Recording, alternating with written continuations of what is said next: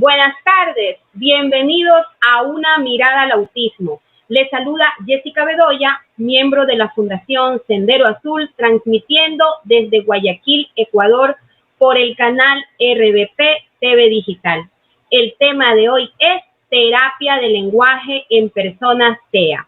Les recordamos que este programa llega a ustedes gracias a la Fundación El Baúl de Pinocho de Ecuador.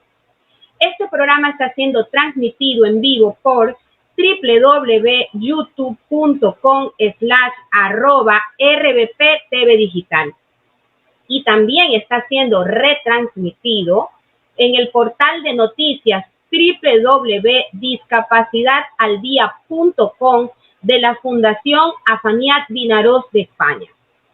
Uno de los grandes problemas en el autismo es el desarrollo del lenguaje verbal y la comunicación.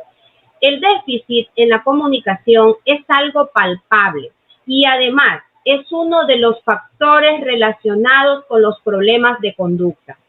Adicionalmente, es uno de los mayores factores de frustración familiar, ya que afecta enfáticamente al estado anímico no solo del niño, sino también de toda la familia.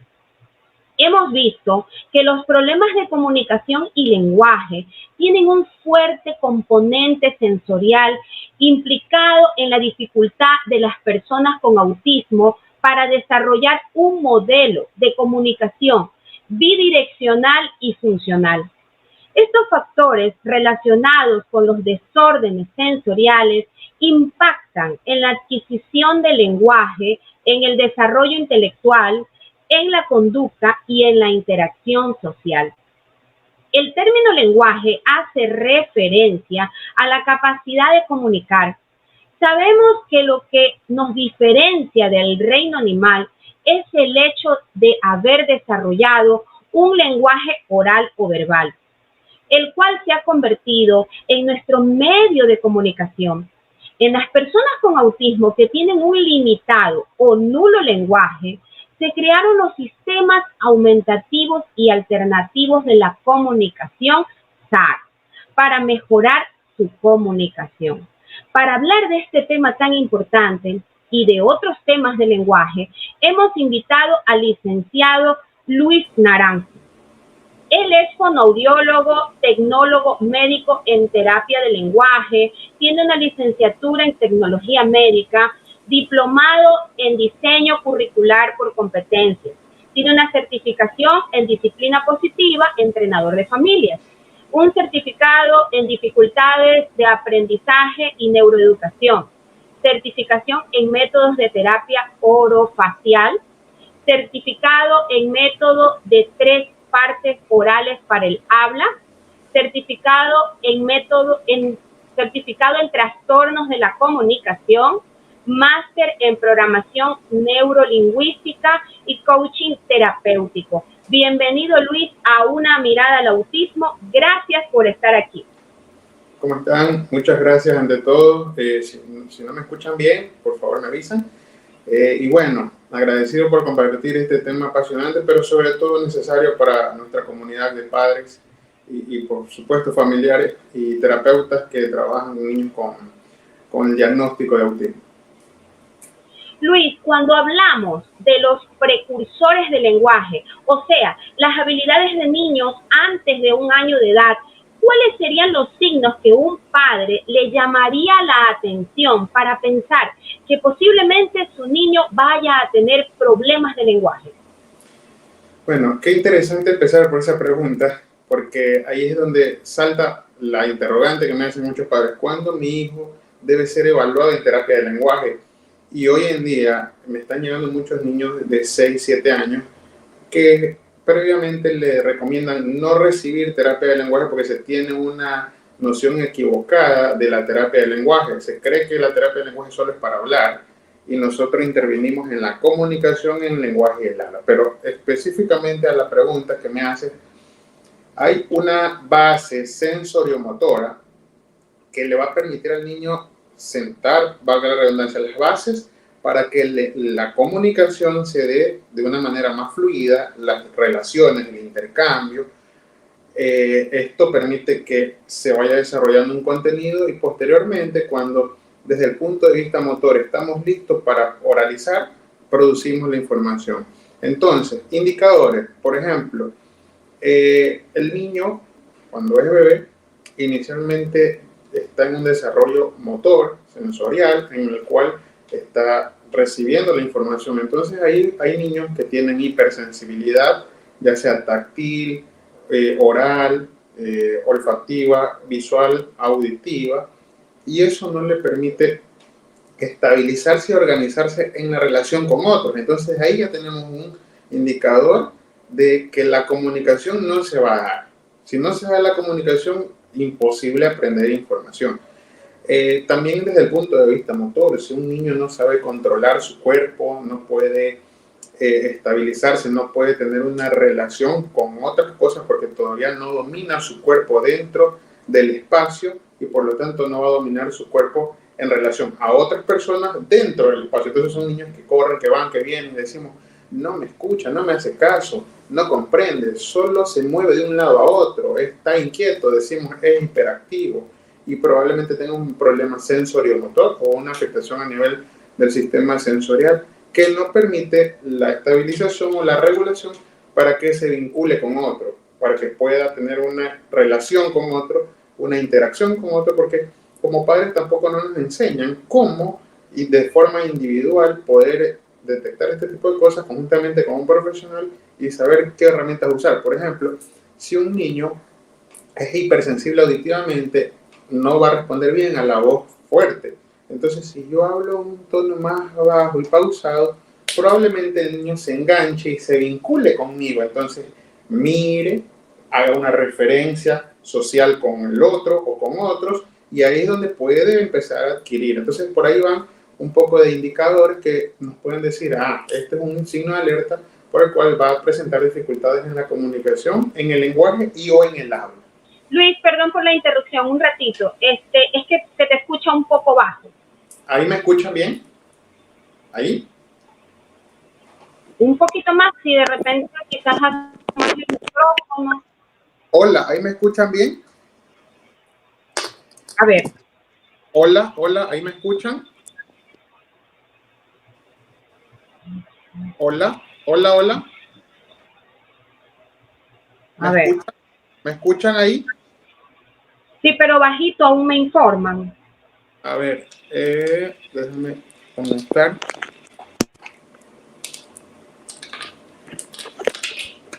¿Ahí me escuchan mejor? ¿Ahí? Ahí como que Hola. está un poco más, sí, se escucha un poco más. Sí. Hola, hola, voy a ponerme así, voy a estar así cerca para que se me escuche. Ahí me escuchan mejor, ¿verdad? Sí, ahí ya. Sí. Perfecto.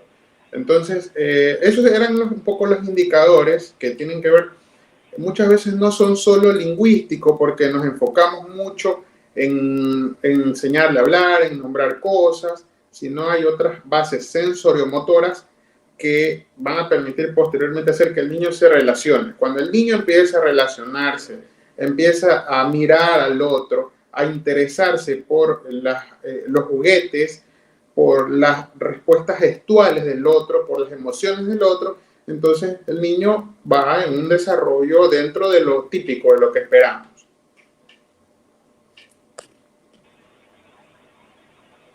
A ver, Luis,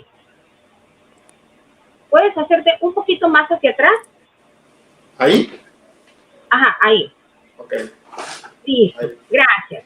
Ya, Luis, y otra pregunta, otra duda que tengo es, ¿cuáles son los problemas que suelen presentar los niños con TEA en el lenguaje? Bueno, generalmente el primer problema es el trastorno de comunicación. Hay una afectación en la comunicación que nosotros la medimos por capacidades, ya no la medimos por los hitos del desarrollo, sino capacidades un poco más horizontales.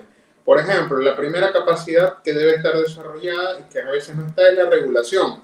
Cuando los niños no se encuentran organizados, cuando hay problemas sensoriales, cuando hay problemas motores. Hay niños que, por ejemplo, aunque caminen, aunque corren, no han regulado completamente su sistema motor. Entonces, no logran estabilizar su cuerpo, tienen problemas vestibulares que no le permiten sentirse estables dentro de un espacio. Luego viene la vinculación, que es cuando el niño se siente cómodo con el otro y se da cuenta que hay otro y con el cual puede interactuar. Luego viene la comunicación de doble vía, en la que el niño hace varios idas y vueltas, lo que llamamos intercambios o turnos. Luego viene el tema del pensamiento simbólico y hasta que ya se da un tipo de lenguaje más especializado. Entonces, generalmente este problema de comunicación se da porque no está regulado, no está la primera área o la primera capacidad desarrollada. Hay problemas de organización del lenguaje. El niño comprende cosas o tiene cosas en su cabecita, pero no sabe organizarlas para poderlas producir. Y generalmente, esto no es una regla completa, estable para todos, pero la gran mayoría de los niños con autismo presentan apraxia del habla. ¿Qué es esto? Es la dificultad para que el niño pueda pasar la información desde el lenguaje expresivo. El lenguaje expresivo no es el lenguaje oral, por si acaso. El lenguaje expresivo es que yo ya sé lo que quiero decir. Y cuando envía la información a los músculos no llega. Entonces el músculo no responde. No significa que la afectación esté en el músculo, está en la vía que envía la información para que el músculo pueda producir toda esa información fonológica, para que pueda producir quiero comer, dame, quiero más, vamos a jugar. Entonces el niño no puede articular, no se dan todos los planos de movimientos orofaciales, no se mueve la mandíbula, ni los labios, ni la lengua de una manera sincrónica, no saben fonar de una manera estable, es decir, para hablar tienes que fonar, hacer sonido, entonces no saben cómo hacer este sonido y conectarlo con los músculos orofaciales. Entonces, generalmente los programas de tratamiento en niños con autismo en terapia de lenguaje los enfocamos en la comunicación y en el habla. ¿A qué edad el niño debe empezar una terapia de lenguaje? Lo antes posible. Nosotros evaluamos desde el nacimiento.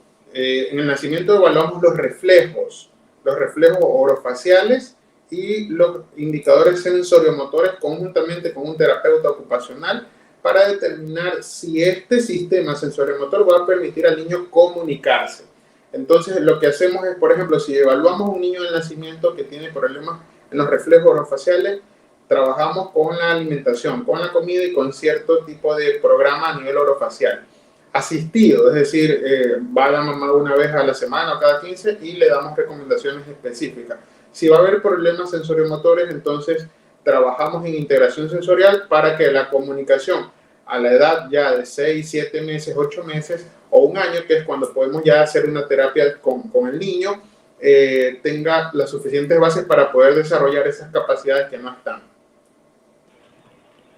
Normalmente, ¿qué se hace en las terapias de lenguaje de un niño con autismo? Todo depende del perfil individual del niño. Ojo, muchas veces me preguntan los padres, deme recomendaciones para mi niño. Entonces, lo que nosotros primero tenemos que ver es evaluar, porque, por ejemplo, si yo tengo un niño de 4 años diagnosticado con autismo y que tiene problemas sensoriales orofaciales, entonces no trabajo directamente en la boca porque tengo que bajar esa regulación, pero trabajo mucho en la comunicación. Entonces hay un método, son varios métodos, pero el que más usamos es un método que se llama el método Floor-Time, en el cual tiene como base la relación y el vínculo afectivo con el niño. Afectivo no es el afecto común que decimos, sino es que el niño se sienta cómodo, en el cual buscamos la preferencia del niño. Si al niño le gustan los carros, por ejemplo, y va a buscar un carrito, entonces yo lo dejo para analizar cómo usa ese carro y me meto en ese mundo y luego yo lo traigo a mi mundo a través de juegos, a través de ciertos bloqueos que le hago para que el niño tenga la intención de pedirme. Por ejemplo, si el niño está rodando un carro de un lugar a otro, yo le pongo la mano o pongo otro carro para que no pase o le bloqueo, entonces el niño me va a mirar y de ahí empezamos a realizar una relación, una interacción, porque lo que quiere el niño decirme, aunque llore o grite, me quiere decir, dame permiso, quiero seguir en este juego. Entonces ahí es donde yo engancho los intercambios y el niño posteriormente va haciendo más turnos hasta que va desarrollando primero la comunicación.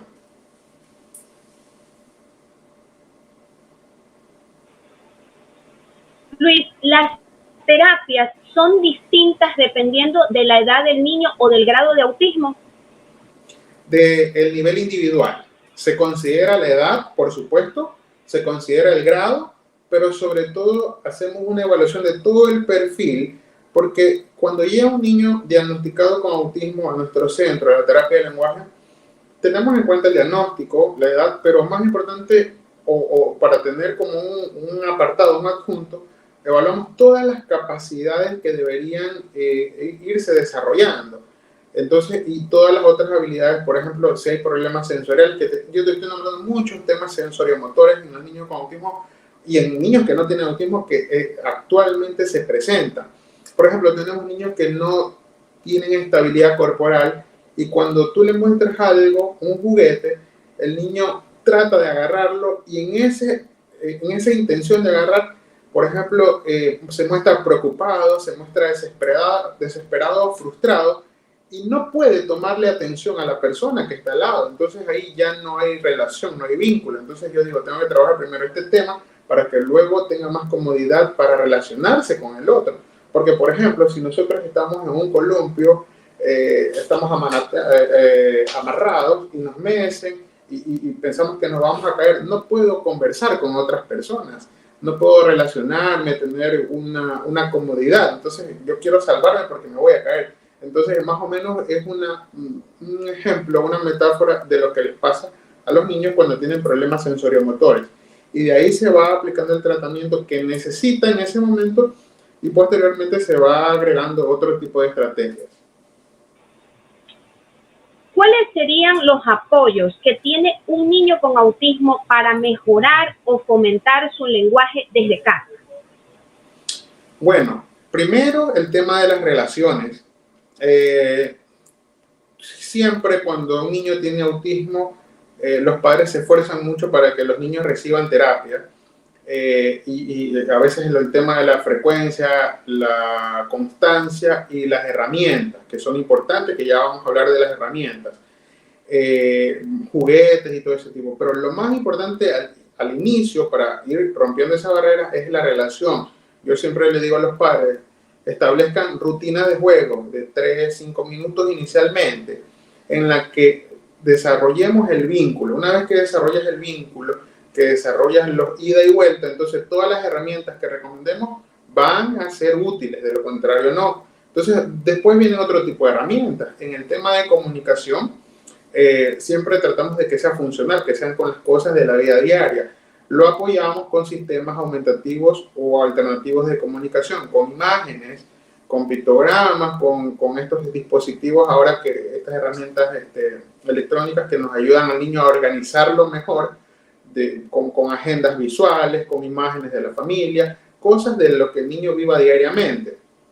Pero es importante entender que el padre, el terapeuta, los educadores, quienes estén a cargo del niño, sepan cómo utilizar la herramienta y también sepan si el niño tiene la capacidad de comprender esta herramienta para el uso, porque de lo contrario no va a tener algún beneficio. Si el niño no comprende cómo se usa esto y para cuál es la finalidad de comunicarse, entonces va a frustrarse. Pero si el niño lo comprende, va a ser una herramienta que va a ayudarlo a comunicarse mejor, a abrir más vías de intercambio, porque el niño si quiere, por ejemplo, comer y antes lloraba y se lanzaba al piso y la conducta disruptiva se desencadenaba, entonces no era agradable ni para el niño ni para los que estamos alrededor. Pero si el niño pudo aplastar en la tablet la imagen de dice comer, entonces el papá lo entendió, el niño va a estar más tranquilo, se va a frustrar menos porque sabe que va a obtener y que se pudo comunicar. Porque el niño con autismo, aunque no pareciera, se da cuenta que no puede comunicarse. Y el llanto, el berrinche, la frustración es más por eso, porque él busca y no encuentra.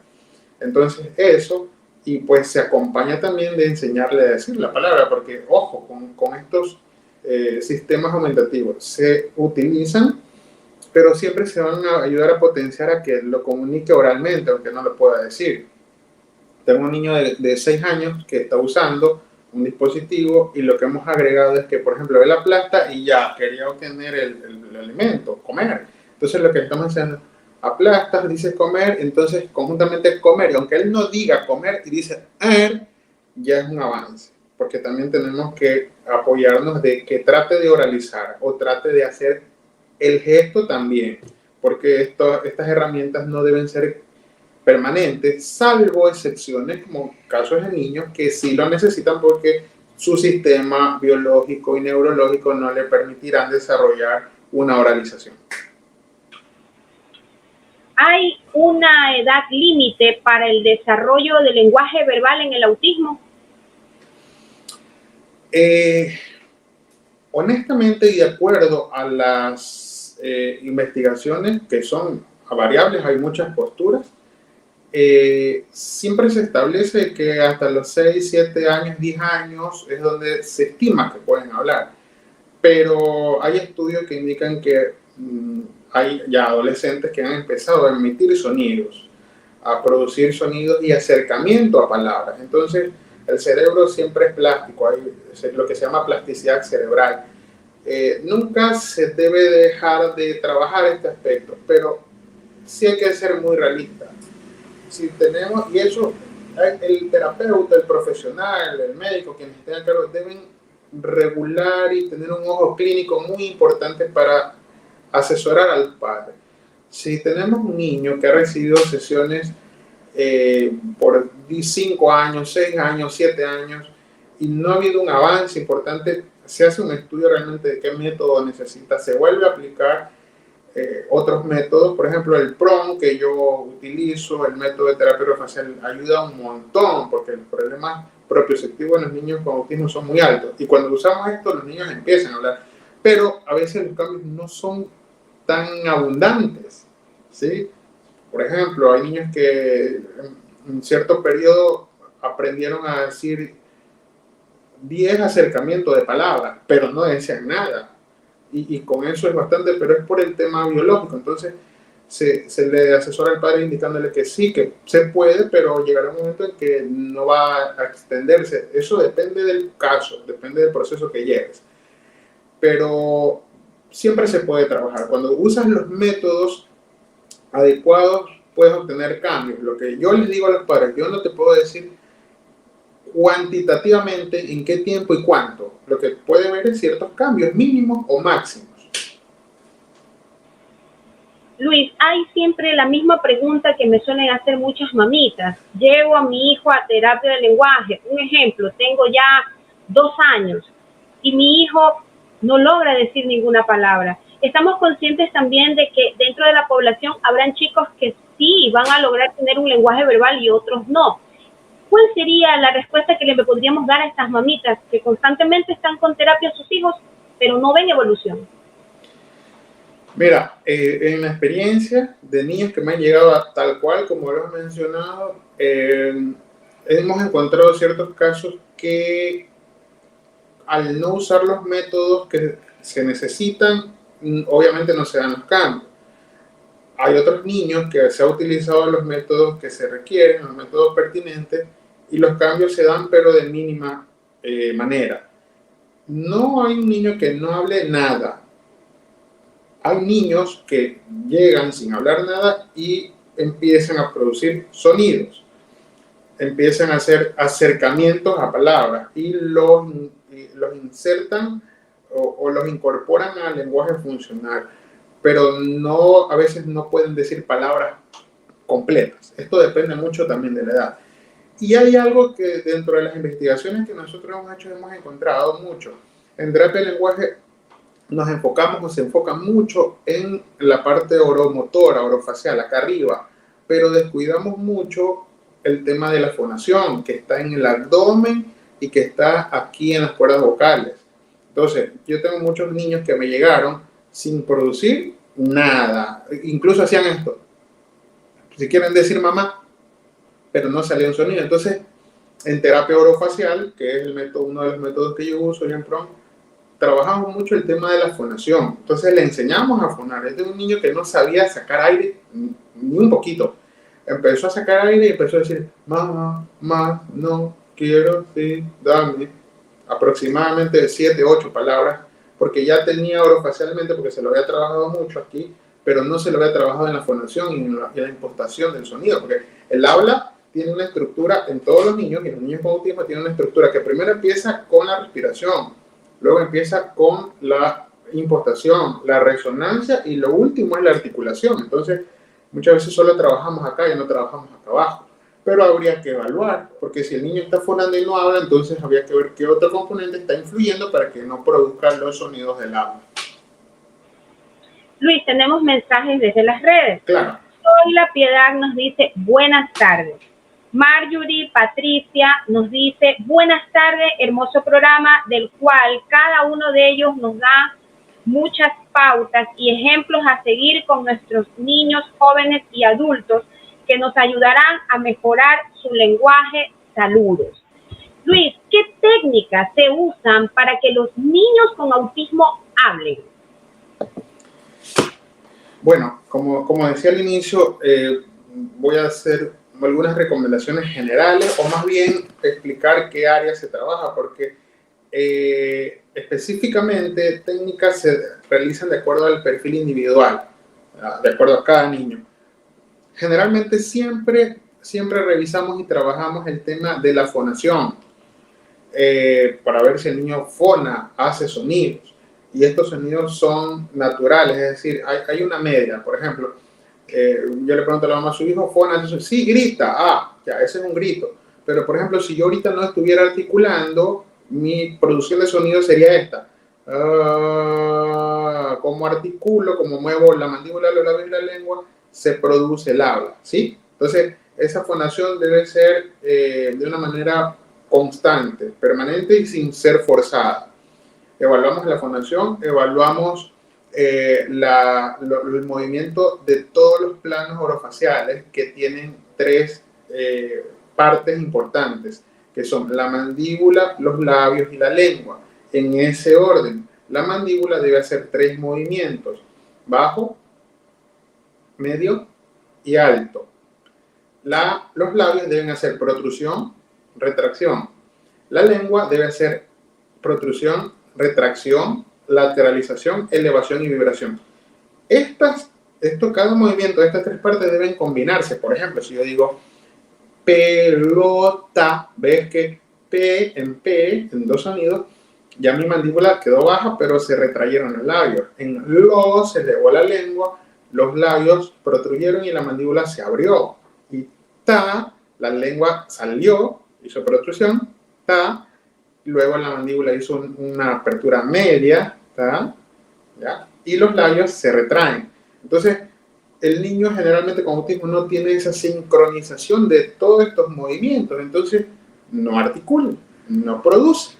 O si produce, hace sonidos no bien producidos, porque esto es como, yo siempre pongo el ejemplo que si yo estoy bien vestido, tengo unos zapatos nuevos, pero tengo una piedrita en la planta del pie derecho, no voy a caminar correctamente.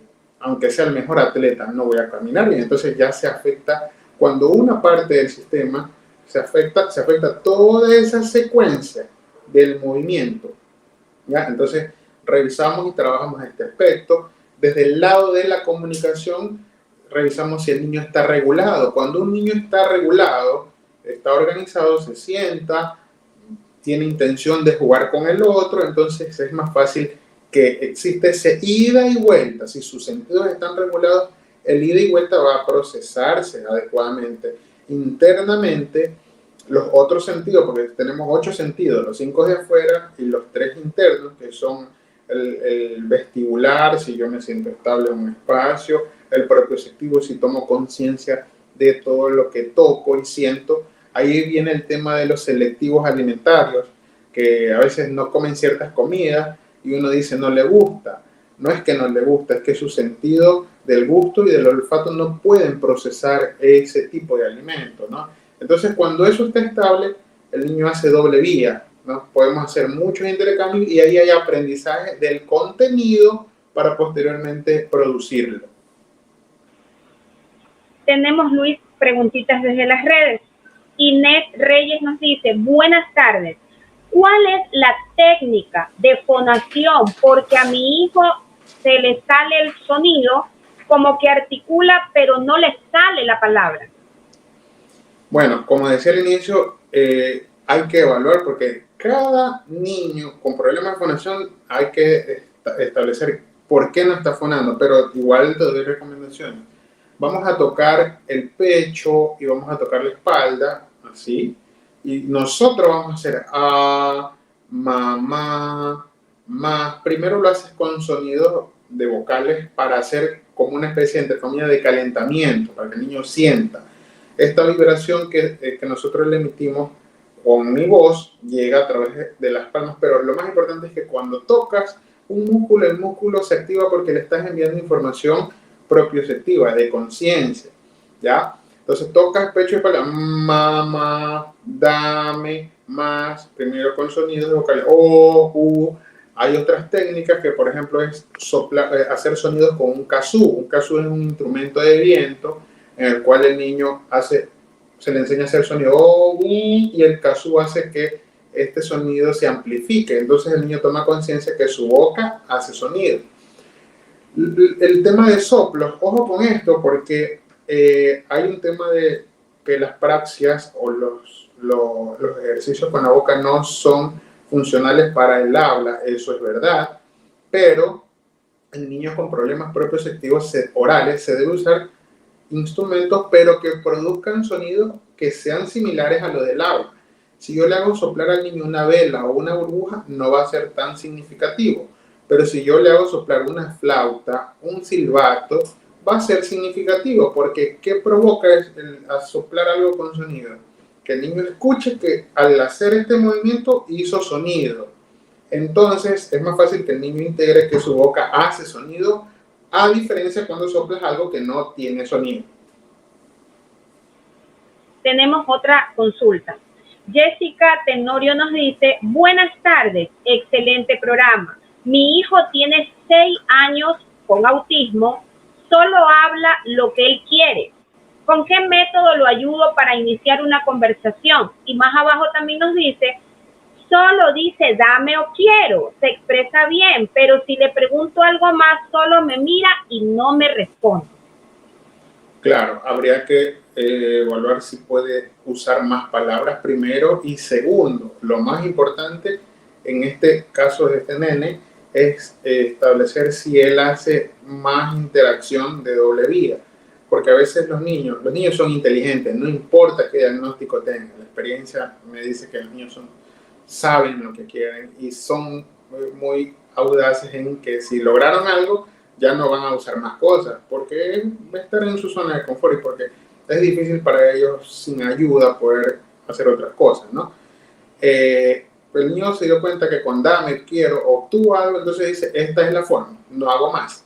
Entonces, a veces los niños no tienen más capacidad de interacción de doble vía, de hacer más turnos, de que tenga la posibilidad de poder pedir más cosas o ver qué otras cosas puedo pedir, porque te dice dame, quiero, pero no dice que quiere. Entonces, si en el juego yo le enseño, ¿quieres más? Sí. ¿Quieres el amarillo o el rojo? El rojo. ¿Quieres papas o quieres guineo? ¿Quieres la mitad o quieres todo?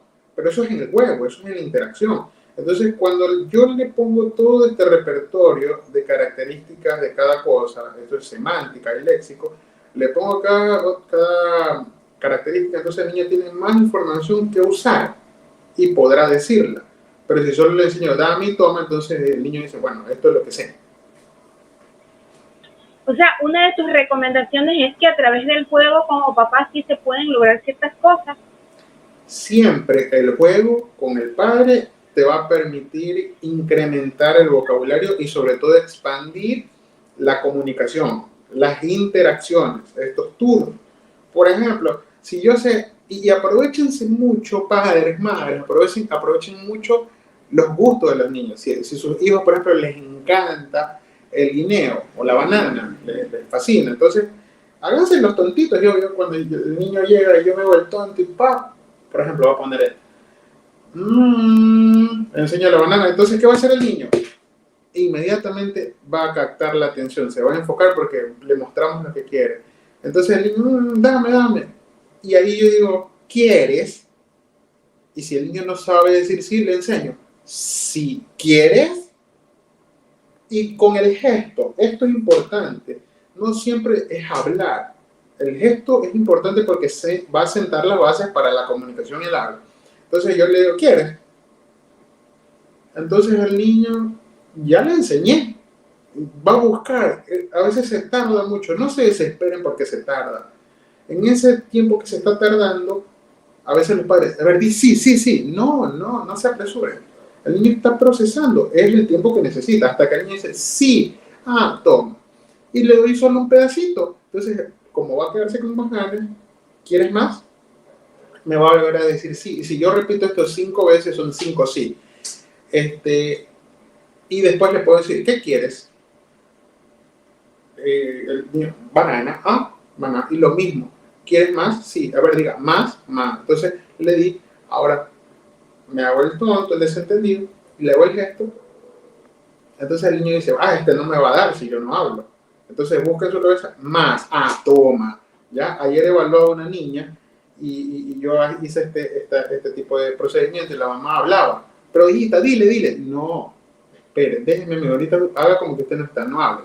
Y se va a dar cuenta que su hija puede decir más palabras, que tiene más capacidad. Y efectivamente la niña, como quería un juguete, dame otra vez y más. Dijo 3 palabras y la mamá dice, wow, nunca había dicho, porque no le das el tiempo. Porque primero no se las enseñas.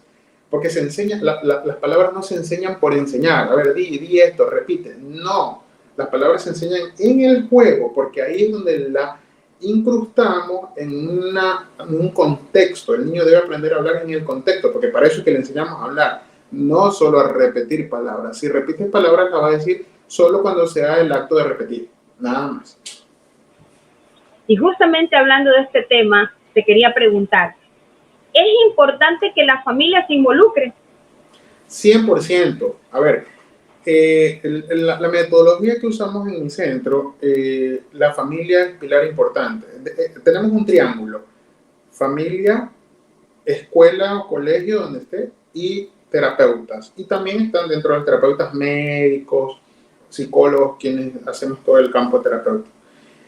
Nosotros entrenamos a la familia. El éxito de nuestros pacientes, porque nuestros pacientes avanzan mucho porque entrenamos a la familia.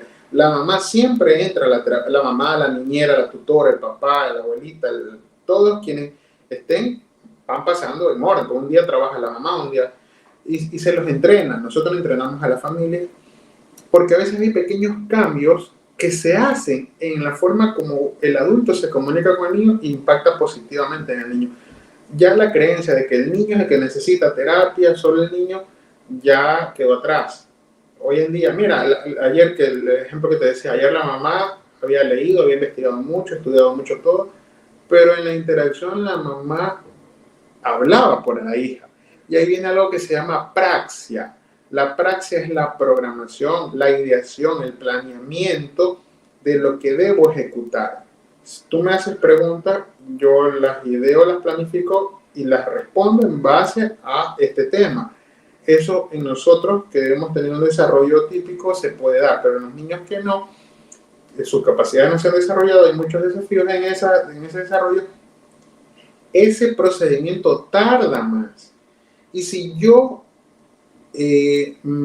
interfiero, no le doy el tiempo para que responda, no le doy los recursos gestuales, expresivos, las claves que a veces es darle alternativas, el niño no va a pensar y no va a salir desde su cerebro la información. Entonces la puede repetir, pero esa repetición solo es repetición, entra y sale. Entonces yo, por ejemplo, ayer le decía a la niña, ¿quieres uno? Sí, mijita, pero dile que quieres el grande. Pero no le diga. Espere, yo le decía, espere. A ver, mi amor, ¿quieres el grande o el pequeño? Quiero el grande. Y yo, a propósito, le di el pequeño. Y ella lo iba a agarrar, pero dudó y este grande. ¡No! El otro. Entonces la mamá estaba así, se moría por hablar. Pero ella dice, no, espere, déjenla que ella piense. Se tardó varios segundos en responder, pero yo tranquilo. Se tardó 6 segundos en elaborar esa respuesta. Eso se llama praxis, que no solo es de hablar, sino también de caminar, de saltar. Y cuando ella recordó eso y dijo eso, esa información nadie se la quita, la va a recordar siempre. Y eso es lo que pasa cuando a veces muchos niños con autismo dicen 30 palabras, pero las dicen por repetición. Pero cuando jugamos en el contexto no dicen una sola palabra, porque no fue bien aprendida. Luis, es que definitivamente como papás tenemos que tener paciencia y constancia. Si se puede, como tú dices, hacer en casa, ¿no? A través del juego, poder incentivarlos y bueno, no desesperarnos. Yo sé, yo también tengo un hijo con autismo y sé que quizás es para ellos muy complejo. Tengo otra pregunta a través de las redes. Inés Nomado, ¿cuál es el centro de terapias? ¿Cómo lo contacto? Bueno, ¿te parece si al final de pronto, si es posible, les dejo mi número para que se contacten, ¿no? Para ahorita Claro, de pronto aprovechamos para que hagan preguntas de los niños, qué necesitan en casa para ayudarles. listo, Luis. Bueno, retomando las preguntas, es importante en la terapia del lenguaje también involucrar a otros profesionales como psicólogos, terapistas ocupacionales, etcétera. Siempre, siempre porque no todo es terapia de lenguaje, no todo es terapia ocupacional, no todo es psicología. Por ejemplo, nosotros trabajamos mucho con las instituciones educativas. De hecho, vamos a las escuelas a reunirnos con los profes, le damos un poco la información del perfil del niño para que ellas puedan comprender por qué la conducta se muestra de esa forma. Y trabajamos con todos los profesionales. Este tema que tú mencionabas acerca de los padres, la paciencia y la constancia, deben estar soportadas o deben estar sustentadas por la asesoría adecuada. Si una mamá, me llegan muchas madres angustiadas, o profesores, o colegios que me dicen, Luis, ya, le voy a condicionar, no puede entrar más, tiene que venir con tutor. Entonces, cuando nosotros le explicamos el perfil, por qué el niño tiene esta conducta, por qué el niño empuja, por qué el niño grita. El otro día fuimos a un colegio y en ese colegio tienen muchos recursos y tienen pantallas para mostrar las clases y tienen un parlante. Y el niño es hipersensible auditivamente y estaba al lado del parlante. Entonces, cada vez que daban la clase, el niño gritaba y lanzaba las cosas y quería salir, un niño con autismo. No quería estar dentro del salón. Entonces detectamos eso y lo cambiamos de espacio, lo cambiamos a un lugar lejos donde no esté el parlante y se adaptó. Si tú tienes una hipersensibilidad auditiva, es más difícil para él poder estar cómodo si tengo un sonido fuerte que incluso a todos nos puede molestar. Si van a trabajar con plastilina y tienes hipersensibilidad táctil, entonces el niño escupe, no quiero, me voy. Entonces el niño, lo que vemos es la conducta, no quiere, se porta mal, no está adaptado. Ya, pero no quiere por algo, porque tiene un tema sensorial en el tacto. Entonces en lugar de plastilina usemos otra herramienta para que haga la misma actividad y ahí le hacen la adaptación curricular. Y te tengo un ejemplo hermoso. Mira, bueno, hermoso para el aprendizaje, pero no fue nada agradable. Fuimos con mi colega, el terapeuta ocupacional, a observar a un niño en un colegio, que el niño gritaba, lloraba y él estaba haciendo educación física y le tenían que tomar un examen. Entonces el profesor de educación física y la psicóloga nos decían, el niño llora, el niño grita porque no corre y él tiene que correr como los demás para calificarlo. Entonces el terapeuta ocupacional le explicaba que él tenía un problema en sus costillas flotantes y eso no le permitía tener estabilidad corporal para poder correr. Entonces él saltaba en lugar de correr porque era lo que podía hacer. Entonces nosotros recomendamos que como adaptación curricular el niño salte y no corra. Pero nos dijeron que no, que el niño tiene que correr, que eso tiene que ser. Entonces ahí detectamos que hay problemas de integración, de adaptación curriculares. En ese simple ejemplo, cuando el perfil individual del niño te decía, desde el punto de vista motor, no puede correr, porque le duele correr por el tema de su costilla flotante. Entonces, es importante que nosotros podamos trabajar en conjunto con otros profesionales para que cuando comprendan este tema, sepan hacer las adaptaciones y el niño pueda estar más cómodo y adaptado y poder sacar todo el potencial del niño. Luis, en antes algo nos mencionabas acerca de lo del sistema aumentativo y alternativo de la comunicación. ¿Podrías indicarme el uso de tablets con tableros comunicacionales ayuda a las personas con poco o nulo lenguaje? Sí, a ambos los ayudan. Ojo, es importante, pero hay que saberlo usar. Siempre el uso de estos dispositivos referentes a sistemas alternativos de comunicación debe estar asesorado por el profesional. Sigan las instrucciones a los padres y madres que están viendo el programa, tienen que seguir las instrucciones que le da el terapista. Ayudan mucho a organizar el lenguaje, porque, por ejemplo, una dificultad que tienen los niños con autismo es la organización secuencial de las cosas. Tienen problemas para hacer secuencias de movimientos y secuencias de ideas. Por ejemplo, a veces lloran porque ya tienen que irse del parque, o lloran porque llegan a un lugar. Pero si te gusta venir, ¿por qué lloras? Porque él no recibió la anticipación. Entonces, en los tableros de comunicación se les pone de forma vertical o también se les da la imagen para que, mira, vamos al parque. ¿Dónde vamos? Al parque. Ok, y después de ir al parque vamos a donde la abuela.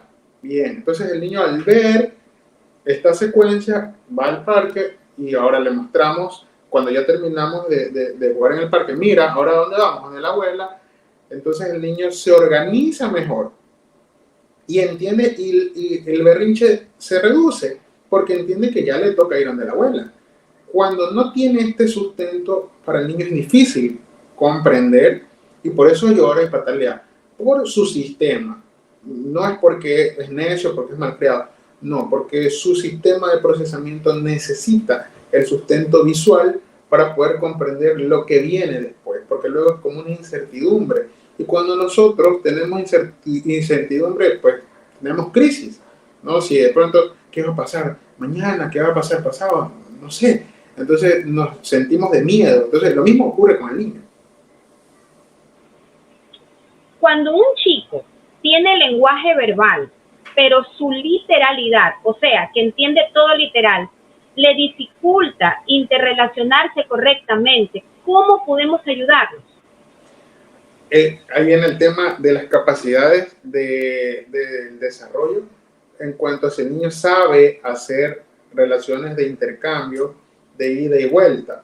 Mira, yo tengo niños que hablan mucho, pero cuando tienen que hacer juegos de intercambio, interrelación, no hablan, entonces ahí, o no tienen iniciativa, entonces ahí es donde debemos trabajar en la comunicación, a ver si el niño está haciendo vínculos con el otro, si se interesa por jugar con otro, porque hay niños que te leen libros o te repiten un libro entero, te pueden decir muchas palabras, pero no hay una función en esa producción oral. Todo, la función del lenguaje oral o la producción del lenguaje oral debe darse en relaciones. ¿Cuándo hablamos nosotros? Cuando tengo otras personas. Hablo conmigo mismo también, pero cuando se percibe el habla, cuando hablas con otro, cuando te contactas con otro, cuando hay una relación. Tú y yo a través de esta cámara hemos hecho un vínculo de interacción, de comunicación. Nos saludamos con afecto de manera interna. ¿Qué te parece? Tú me compartiste tu idea, yo mi idea, te di mi punto de vista. Y tú y yo fuimos haciendo elaboraciones en nuestra cabeza. Pero porque estamos dos, o pueden haber 3 o 4 personas. Entonces, todo el lenguaje funcional adecuado se da cuando hay una relación con otro o con otros. Si es solo, esa producción del habla no es funcional, es una habla monótona. Luis, ya nos quedan pocos minutos, pero sí quisiera hacerte esta pregunta porque las mamitas siempre también me la hacen. Si un niño tiene colalia, o sea, repite y repite palabras, ¿cómo podemos ayudarlo? Mira, la colalia es un buen signo, ojo, es parte del desarrollo. Antes se creía que no, cuando yo era estudiante nos decían, elimina la ecolalia. No, la ecolalia es un buen signo porque este niño que está haciendo ecolalia, recuerda lo que yo decía sobre los niños con autismo, que es una característica. Los niños con autismo no pueden hacer secuencias de movimientos y secuencia de ideas. Entonces, cuando está haciendo ecolalia es como que no puede pasar a la otra idea. ¿Sí? Entonces, una de las formas, aquí sí te voy a dar un ejercicio, una de las formas de trabajar es haciendo los acercamientos al oído y cambiándolo de tono de voz. Por ejemplo, si yo estoy contigo y te digo, hola Jessica, y tú me dices, hola Jessica, entonces yo voy a reducir, solamente voy a decir, hola, inmediatamente me acerco a tu oído y digo, hola Luis. ¿Ves? Entonces el niño ahí discriminó dos tipos de sonido y pudo entender que hay dos cosas que tiene que decir, que no tiene que repetir lo mismo. ¿Cómo estás? Bien. Y si lo haces en un columpio, mejor. Porque en un columpio estás aquí y tú le dices, hola, y lo empujas, hola. Y cuando regresas, ¿cómo estás? Bien. ¿Quieres jugar? Sí. ¿Ya? Entonces, primero el tema es de la referencia corporal. La ecolalia tiene una relación con el tema motor, con el tema de la referencia del cuerpo con el otro, de la estabilidad con el otro. Entonces el niño empieza a discriminar y es más fácil, un poco más sencillo para él posteriormente tratar de ir, no quitar, sino reemplazar lo que está diciendo por lo que debe decir, porque no es que se quita, se reemplaza.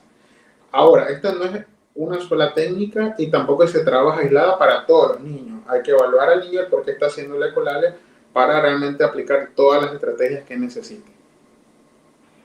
Leo los últimos comentarios de las redes. Javier Adolfo nos dice, excelente programa, gracias.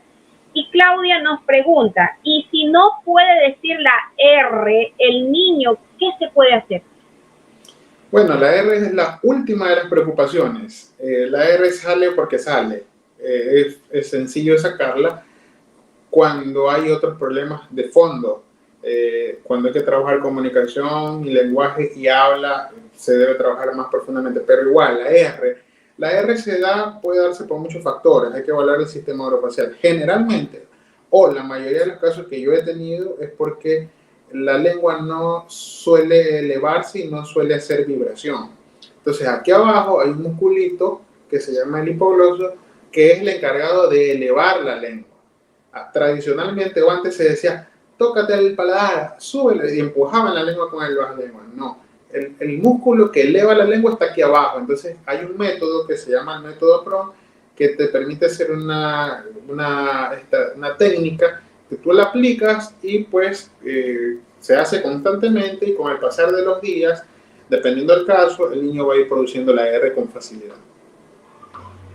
Luis, hemos llegado al final del programa. Te agradezco por todas tus recomendaciones, por tu excelente intervención y por haber aceptado nuestra invitación. Le facilité el número tuyo a producción, tu contacto. Sí, muchas gracias. Realmente para mí es un gusto acompañarlos, siempre con el afán de servir a la sociedad. Nos quedó corto el tiempo, pero bueno, esperemos en otra oportunidad ayudarlos en otros temas más. Muchas gracias. Así será, Luis. Bueno, y recuerden que para ver más de nuestros programas, lo pueden hacer a través de nuestras redes sociales. Y el programa de hoy ha llegado a ustedes gracias a la Fundación El Baúl de Pinocho por el canal RBP TV Digital. Nos vemos la próxima semana. Esto fue Una Mirada al Autismo con Fundación Sendero Azul. Gracias.